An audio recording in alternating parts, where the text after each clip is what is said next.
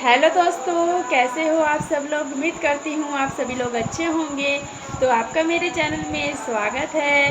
तो आपने तो भरवा करेला की सब्ज़ी बहुत खाई होगी, लेकिन मेरे ही तरीके से बनाए हुआ भरवा करेला की सब्ज़ी नहीं खाई होगी।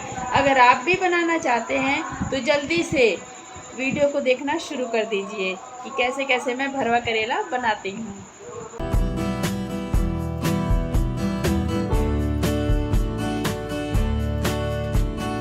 भरवा करेला थोड़ा डिफरेंट स्टाइल में बनाया है, जिससे ये काफ़ी हेल्दी भी रहेगा और खाने में भी बिल्कुल कड़वा नहीं लगेगा। साथ ही इसकी स्टफिंग धागे का इस्तेमाल किए बिना भी बाहर नहीं निकलेगी। तो चलिए ये हेल्दी और टेस्टी भरवा करेला बनाना शुरू करते हैं। इसके लिए हम 400 ग्राम करेले ले लेंगे और करेलों को अच्छे से धोकर और फिर सुखा लें। भरवा करेला बनाने के लिए कोशिश यही करें कि आप छोटे वाले करेलों का इस्तेमाल करें, क्योंकि जो छोटे वाले करेले होते हैं वो लंबे वाले करेलों के बजाय काफ़ी हेल्दी भी होते हैं और जो स्टफिंग होती है वो काफ़ी अच्छी मात्रा में इनमें स्टफ़ हो जाती है। सबसे पहले हम इन करेलों को छीलेंगे, तो जो एसिस हैं उन्हें कट कर दें और फिर इन्हें इस तरह चाकू की सहायता से स्क्रैप कर लें। तो हम यहाँ पीलर की सहायता से इन्हें नहीं छीलेंगे, क्योंकि पीलर से इनका काफ़ी मोटा छिलका उतर जाएगा। तो यदि इनका मोटा छिलका उतर गया तो ये जो करेले होते हैं वो काफ़ी पतले हो जाएंगे और जो स्टफिंग होगी वो आसानी से इनमें नहीं आ पाएगी। तो बस इस तरह चाकू से ही हम इसे मोटा मोटा छील लेंगे। तो ये चाकू से आराम से हो जाएगा। तो इससे क्या होगा कि स्किन भी इसकी मोटी मोटी उतर जाएगी और जो करेला है वो भी ज़्यादा पतला नहीं होगा। तो आप देख सकते हैं ये इस तरह से हमने इसे छील लिया है। और अब हम बीच सेंटर में से इसे कट मारेंगे। तो कट हमेशा आप करेले को तिरछी साइड से दें, यानी करेला होता है वो थोड़ा सा झुका हुआ होता है। तो जिस साइड से वो थोड़ा झुका हुआ होता है उस साइड से उसको कट मारें। अब पेज को निकाल लेते हैं और इसे खाली कर लेते हैं। तो आप देख सकते हैं इसे हमने अच्छे से खाली कर लिया है और अंदर इसके काफ़ी सारा स्पेस है, जिससे स्टफिंग है वो बहुत ही आसानी से इसके अंदर आ जाएगी। तो बस सारे करेलों को हम इसी तरह छीलकर तैयार कर लेंगे। तो करेलों को हमने अच्छे से छील लिया है, कट करके उसके बीज निकाल दिए हैं। तो ये छिलके हम फेंकेंगे नहीं, ये इस्तेमाल करेंगे, ये काफ़ी हेल्दी होते हैं। अब इन करेलों के ऊपर हम थोड़ा सा नमक स्प्रिंकल कर लेंगे। अब नमक स्प्रिंकल करने से क्या होगा कि ये जो करेले होंगे ऊपर की जो इनकी लेयर होगी वो खाने में फीकी नहीं लगेगी और इनका कड़वापन भी कम हो जाएगा। तो हम इन्हें रेस्ट पर नहीं रखेंगे, क्योंकि हम फटाफट बनाने वाले हैं। रेस्ट पर रखेंगे तो 15 से 20 मिनट तो इन करेलों को रेस्ट पर ही चला जाएगा। तो हम क्या करेंगे, इस नमक को इस तरह रब कर लेंगे इसके ऊपर। तो आप एक बार इस तरह से करेले बनाएं, ये बहुत ही ज़्यादा हेल्दी भी रहते हैं, बनाने में आसान रहते हैं और ये कड़वे भी बिल्कुल नहीं लगते हैं। तो ध्यान रखना है कि नमक हमें कई बार डालना है, तो थोड़ा थोड़ा नमक ही हम हर स्टेज में ऐड करेंगे। और साथ ही जो करेले होते हैं उनको काफ़ी चटपटा हम बनाते हैं, तो जब भी हम किसी चीज़ में खटाई डालते हैं तो उसमें नमक कम ही इस्तेमाल होता है।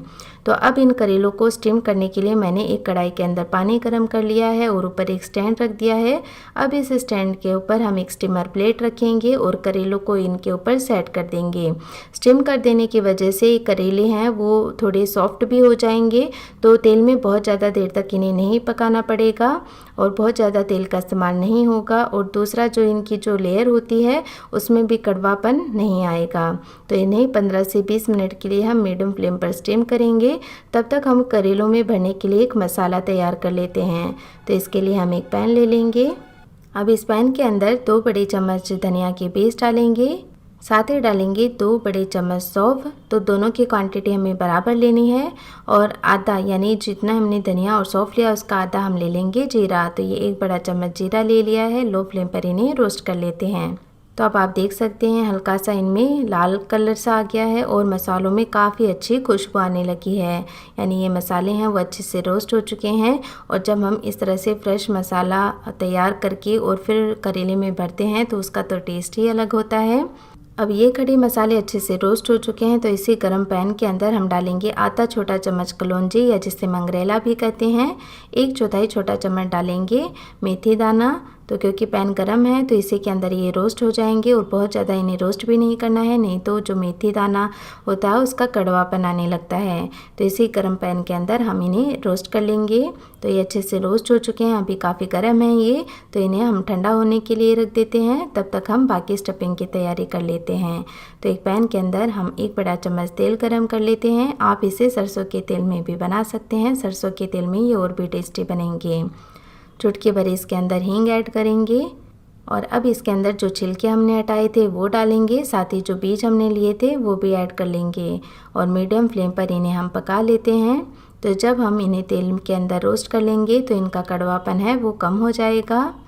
तो छिलके भी काम आ जाएंगे, काफ़ी हेल्दी भी रहेंगे और कड़वे भी नहीं लगेंगे। तो 1-2 मिनट के लिए हम इन करेलों और बीज को पका लेंगे। तो कुछ देर इन करेलों और बीज को पकाने के बाद हम इसके अंदर प्याज ऐड करेंगे। आप चाहें तो इन्हें अच्छे से रोस्ट करके अलग भी निकाल सकते हैं, लेकिन मैं सारा मसाला इसी पैन के अंदर तैयार कर लूँगी। तो काफ़ी हद तक हमने इसे पका लिया है, बाद में भी ये पकेंगे। तो इस स्टेज पर हम ये 1 कप बारीक कटा हुआ प्याज इसके अंदर ऐड करेंगे। तो प्याज है वो इसके अंदर ज़्यादा ही जाता है, तो एकदम बारीक काट कर लिया है ताकि स्टफिंग है वो ईजी हो जाए।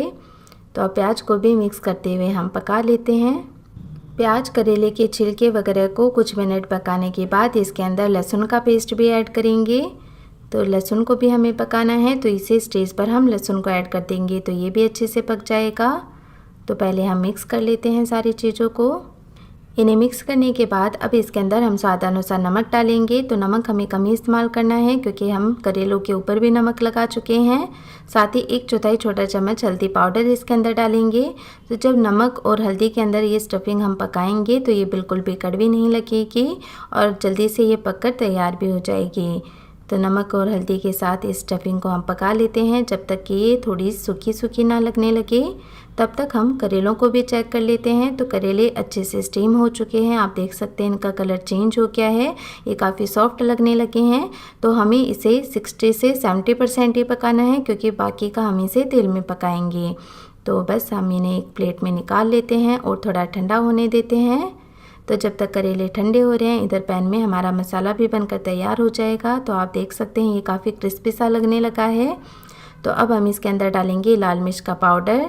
तो ये जो स्टफिंग होती है वो थोड़ी तीखी चटपटी ज़्यादा लगती है, तो लाल मिर्च पाउडर हमने ज़्यादा इस्तेमाल किया है। अब जो खड़े मसाले हमने रोस्ट करके रखे थे उन्हें भी एक ग्राइंडर जार में निकाल लेते हैं। अब ये अच्छे से ठंडे हो चुके हैं तो इन्हें भी हम ग्राइंड कर लेते हैं। और इस मसाले को बहुत ज़्यादा बारीक ना करें, इन्हें थोड़ा दरदरा ही रखें। तो ये सारा मसाला मैं इसके अंदर ऐड कर रही हूँ क्योंकि जितनी स्टफिंग मुझे बनानी थी मैंने उतना ही मसाला तैयार किया है। खट्टेपन के लिए इसके अंदर हम 2 बड़े चम्मच अमचूर डालेंगे। आप चाहें तो चाट मसाले का इस्तेमाल भी कर सकते हैं या फिर कच्चे करी का इस्तेमाल भी कर सकते हैं। अब मसालों के साथ सारी स्टफिंग को अच्छे से पका लेंगे। तो मसाले पहले से रोस्ट हुए हुए हैं और फिर तेल में ये थोड़े से और भी पक जाएंगे क्योंकि करेले में स्टफ़ करने के बाद तो ये पकेंगे नहीं, तो सारा हमें इसे अभी पकाना है। तो ये अच्छे से मिक्स करते हुए हम इसे पका लेंगे। और स्टफिंग आप देख सकते हैं बहुत ज़्यादा गीली नहीं है, इसे थोड़ा इसी तरह का रखना है, ड्राई रखना है। तो अब ये तैयार है। तो लास्ट में हम कुछ बारीक कटी हुई धनिया पत्ती भी ऐड कर देते हैं इसके अंदर और इसे अच्छे से मिक्स कर लेते हैं। अब इस स्टफिंग को हम एक बाउल में निकाल कर थोड़ा सा ठंडा होने देते हैं और जब स्टफिंग थोड़ी ठंडी हो जाए तब हम इसके अंदर करेंगे ये 1 टेबलस्पून नींबू का जूस। तो ये मैंने 1 नींबू का रस लिया है। इससे स्टफिंग होगी वो बहुत ही चटपटी से बनेगी और दूसरा जो करेले होंगे इस वजह से यानी खटाई की वजह से करेला होता है वो ज़्यादा कड़वा नहीं लगता है और टेस्ट नींबू का तो अलग आता ही है इसके अंदर, भले ही हमने इसके अंदर अमचूर पाउडर ऐड किया हो, लेकिन नींबू का टेस्ट इसके अंदर बहुत ही अच्छा आता है। और साथ ही जो स्टफिंग हमने थोड़ी ड्राई रखी थी उसका यही कारण था कि हमें इसके अंदर नींबू का जूस ऐड करना था। तो इससे जो स्टफिंग होगी वो भी अच्छे से बाइंड हो जाएगी। तो ये हमारी चटपटी मसालेदार स्टफिंग तैयार है। तो अब हम इन्हें भर लेते हैं करेलों के अंदर। करेले भी थोड़े ठंडे हो चुके हैं, हम इजीली इन्हें टच कर सकते हैं। तो अब इस स्टफिंग को अच्छे से दबा दबा कर हम इसमें भर लेंगे ताकि स्टफिंग का काफ़ी अच्छा टेस्ट इसके अंदर आए। और ध्यान रखना है कि बहुत ज़्यादा इसे प्रेस ना करें, यानी कि स्टफिंग है वो पूरी पूरी करेलों के अंदर होनी चाहिए। और स्टफिंग भरने के बाद इन करेलों को इस तरह प्रेस करते हुए आप चिपका दें। अब स्टीम करने का यही फ़ायदा होता है कि जो करेले होते हैं वो स्टीम करने की वजह से अपनी जो साइज होती है उसमें आ जाते हैं, तो तेल में जाने के बाद बिल्कुल भी खुलते नहीं हैं। स्टफिंग है वो अच्छे से हमने करेलों में भरकर तैयार कर ली है। तो अब हम एक कढ़ाई के अंदर तेल गरम कर लेते हैं। तो 4 से 5 टेबलस्पून हमने तेल गरम कर लिया है और तेल के गरम होते ही हम इसके अंदर ये करेले रख देते हैं। और करेलों को हमेशा जिस साइड से हमने कट किया है उस साइड से ऊपर रखते हुए पहले पका लें, और फिर जब थोड़ी देर हो जाए तब क्या करें कि इस तरह करेलों को आप कढ़ाई के अंदर ही हिला दें। इससे जो तेल की कोटिंग होगी वो करेलों के ऊपर आ जाएगी और करेले धीरे धीरे आराम से पकते रहेंगे। तो मीडियम फ्लेम पर ही हमें इन्हें पकाना है। अब क्योंकि हम इन्हें स्टीम कर चुके हैं तो करेले वैसे तो काफ़ी सॉफ्ट हो ही चुके हैं, और जब हम इन्हें थोड़ा सा आप तेल में फ्राई कर लेंगे तो कड़वापन तो कम होगा ही होगा, ये काफ़ी इजीली इनके अंदर पक जाएंगे। तो करेलों को हमने 10 से 15 मिनट के लिए तेल के अंदर मीडियम फ्लेम पर धीरे धीरे पका लिया है। तो जो ऊपर की स्किन है वो थोड़ी क्रिस्पी सी हो गई है, लाइट रेड कलर की हो गई है ये। तो अभी एकदम परफेक्ट है। तो अब इन गर्मा गर्म भरवा करेलों को हम सर्व कर लेते हैं। तो ये हमारी बहुत ही चटपटे मसालेदार भरवा करेले बनकर तैयार हैं। तो आप भी ये भरवा करेला बनाएं और इनका मज़ा उठाएं। चटपटे से भरवा करेला की सब्जी बनकर हो गई है तैयार। अगर आप भी बनाना चाहते हैं भरवा करेला तो मेरे ही तरीके से बनाइए और खा के देखिएगा, बहुत ही ज़्यादा स्वादिष्ट लगेगा।